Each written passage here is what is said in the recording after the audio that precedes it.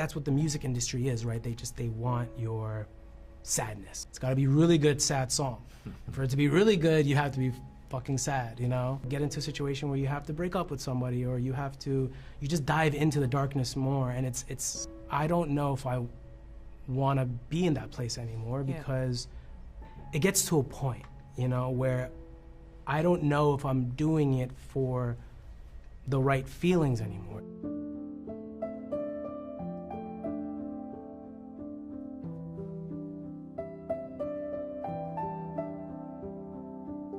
Nice meeting you. You too. So By the way, I my love name is love your work. Oh, really? Yeah, Thank you. I didn't know you were familiar with my work. I love the Denzel interview, which was incredible. Thank you so much. I just saw the Ryan Coogler and Michael. Yeah, amazing one. Yeah, and I was Coogler. looking forward to do this interview with you as well. Thank because you. one thing that I really love to do in my interview is to have like meaningful conversation.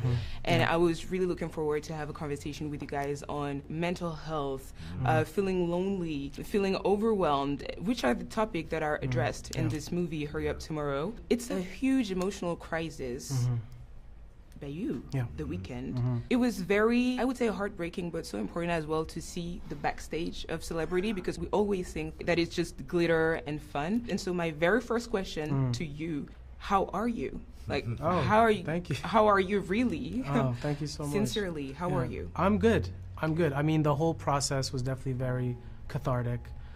Being able to work with someone like Trey, who, you know, really cared about the material and then ultimately cared about me, and we cared about each other, I knew that if I was going to make this film that's really vulnerable, that you'd have to surround yourself with the right people, you know? The real cathartic experience was finally watching the first cut and being absolutely blown away by it. And I mean, you've seen it, it's pretty emotional, and reliving some of the stuff in there, and closing that chapter, you know, and eventually it being a goodbye to that moment and that time. That time. Yeah. And Trey, how are you? I am good. I'm in a good, happy place in my life. Got married not long ago. You know, life is good. I will say, I'll be honest. A lot of the mentality Abel's character is in, the rising anxiety, the feeling of being alone, all that stuff was stuff that was happening to me in the press for Waves, you know? Probably the most depressed I've been in my adult life, you know, or maybe since my dad passed away from cancer. I didn't even want to make movies. I didn't want to make movies. I didn't want to watch movies. I just wanted, and then the pandemic hit, you know, very weird time. So that's why it's been a while. And then when I met this guy and shockingly loved him and hit it off, never thought this would be my next movie, but then it was beautiful. We met in October. We're shooting a movie by February. Good energy, all connected, and Great. Yeah, I love that. I love the energy. Thanks for the question. Yeah. That's great. I'm happy too. What an icebreaker. In the movie, I thought it was very vulnerable, by the way. You address the topic of social media, can be harassment, mockery. How do you connect with it through your own experience? How do I connect with social media? Yeah. I try not to at all. I mean, we have to for work, you know, so it's just one of these things where it's so funny. Like, I'll see like an actor, like a legendary actor that has never been on Twitter or whatever, randomly pop up on social media and be like, he has an Instagram now, or she has an Instagram, and you're like, you could tell that somebody forced them to do that. It's so part of our life now, which is very annoying, and it's become very, you know, we're very desensitized to it. But I don't know, I just try to stay away from it as much as possible. And it also just feels very manipulated, right? Social media feels very manipulated. You don't know what to believe anymore. You don't know what's honest. That's true. You know, That's so it's tough. It's tough to it's tough to relate to it. Yeah. For me, I try to I don't know, they clear the head, because like the second you start reading, even I can't imagine for Abel, but for myself and my own films, you know, mean critic or comments or like if you take in all that toxicity and negativity, like it just starts dominating your head. So I don't know. If you could give any tips for mental health, what is something that you try to practice on a regular basis, or maybe even I don't know, a sentence or a proverb that you go by? What is it? That's a pretty deep question. For me personally, I would say don't be discouraged by failure. I think failure is okay. I mean, I think it's huge. I think that's definitely my mantra. I feel like it's anybody that was great failed 100 times. you know, sometimes their failures are privately, you know, in silence, and sometimes it's broadcasted for the whole world to see, you know. But that's okay. I think if you're able to just take the L, you know, get up, you know, do this a little bit, you know, and just accept that you failed, which is fine, but use it as school. I think failure is the best school. Beautiful. For me, it's the best school. Absolutely.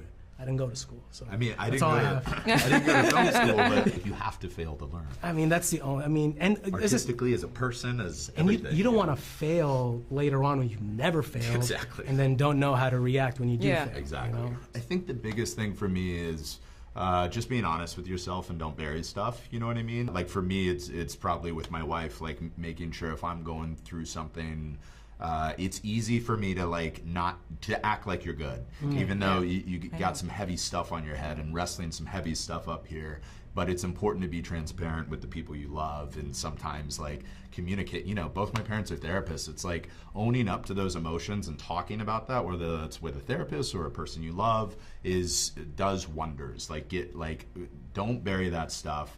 Don't hide it, like confront it and express it. And I think it's just a healthier place to be. You know what I mean? So that's the biggest thing that would jump out for me. All your movie, I feel like they address mental health. Why do you like to address this type of topic? You know, with hindsight and thinking about it, one big thing is both of my mom and my stepdad are both therapists. I think I would have been a mess as a human if I didn't have them. I think I also had, you know, I was a younger kid with ADHD and highly emotional and could get angry, and then, you know, through them realizing like you gotta do self-work to grow as a person. I think all of that was really interesting to me. I'm just fascinated by, you know, kind of going to war with yourself, you know, and fighting your own demons. And I remember when we were creating the concert for the film, I pretentiously called it with Elliot like War of the Soul.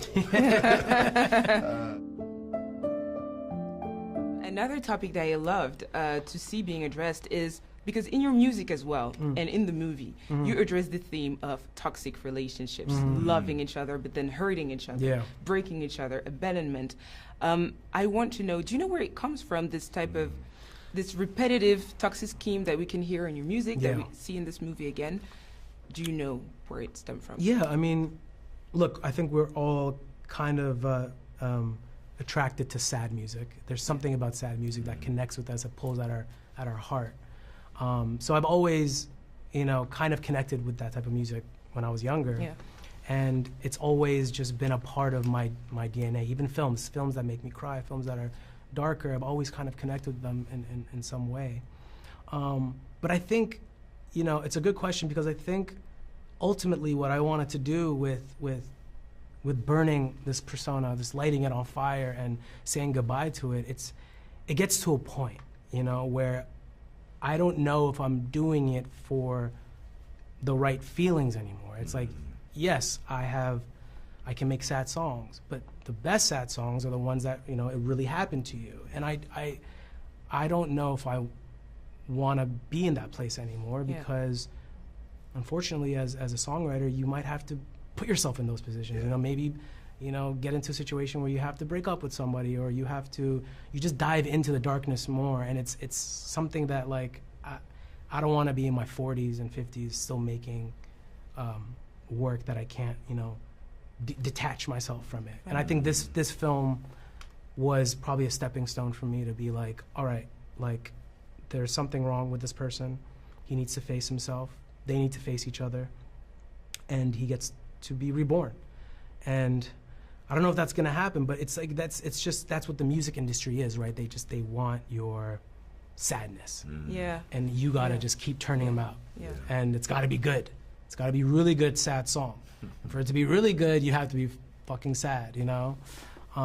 So I don't know. I think hopefully this is the first step to... That's what I was going to ask you, because there is this scene where you literally purify yourself with fire, and it symbolized the end of the weekend. So what can we expect next then? Well, I got a tour to do, so I can't completely...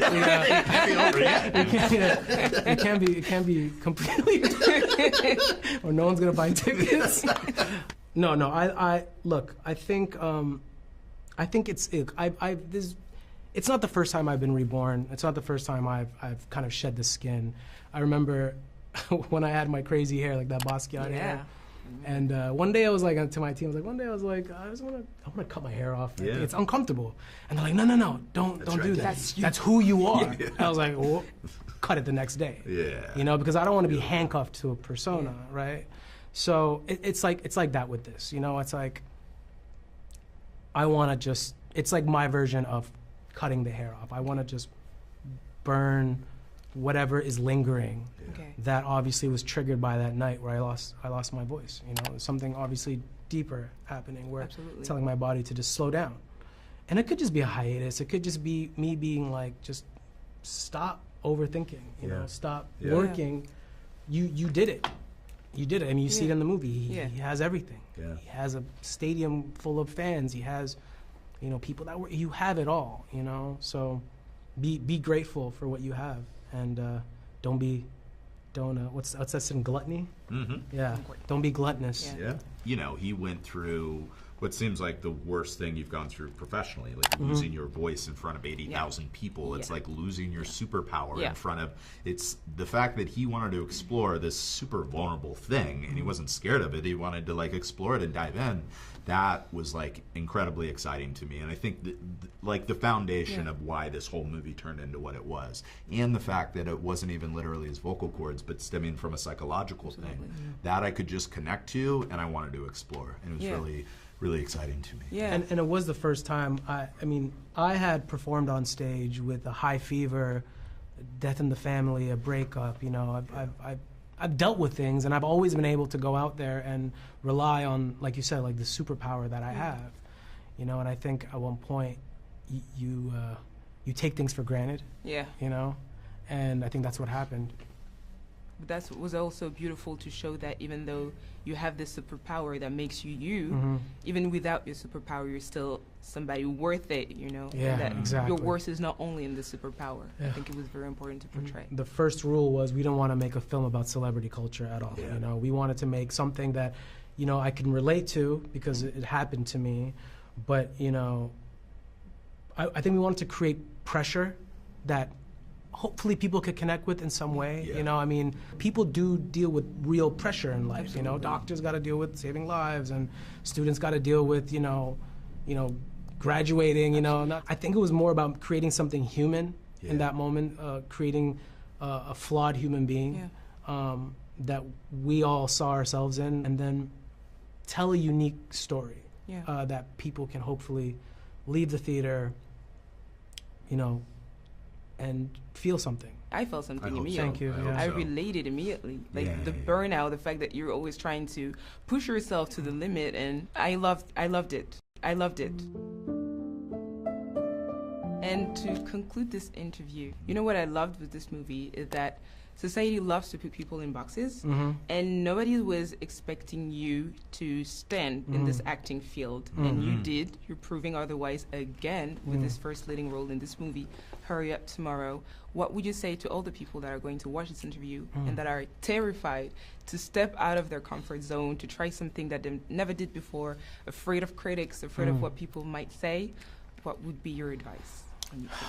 I don't know if I can give the best sound advice because I'm still very new at this, you know. I think that's okay, you know. I think, like I said before, failure is okay. Like, it's fine to just jump out there, do the best you can, because, you know, at the end of the day, like, to be great, you have to start somewhere. You're not going to jump out and be great at it. So go out there. You can never study it. It's not something you can, like, prepare for. Just jump 2 feet in and jump into the fire, and hopefully you get a chance, you know. But yeah, you can fail. Failure's fine. Failure's all right. Yeah, it's okay. And like I said before, sometimes your failures are in silence. Yeah. And sometimes they're broadcasted for the world, but it's the same failure. And that, the first thing that goes in, I just think, as like a young filmmaker and kid, I'm just like, you have to go outside of your comfort zone. You have to take, if you don't take risks, nothing great is ever going to come. So if you don't take that plunge, if you don't push yourself, if you don't go, nothing's going to happen. You have to do it, and that to everything, man. Like to life, to relationships, to your art, to whatever you're going after. If you don't do that, you don't want to live a life of regret. You know what I'm saying? So just like push yourself, go outside of that comfort zone and go for the things. Take the risks. You never want to be take comfortable. the chances. No, ever. No. Even when I'm performing, before I go on stage, I'm always nervous because you care. You know, you never want to lose that thing. If you're not nervous, then you just don't care anymore. Yeah. Right. It's good. Be nervous. Thank you so much. Yeah. Thank you. This was amazing. Thank you so much. Thank you. Thank you so You're much. awesome. Thank it was you so cool. Thank you, Sally.